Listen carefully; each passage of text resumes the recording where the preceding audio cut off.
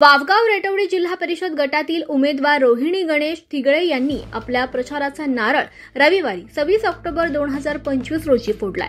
वावगाव रेटवडी जिल्हा परिषद गटातील अनेकांनी यावेळी आवर्जून हजेरी लावत आपल्या भावना व्यक्त केल्या।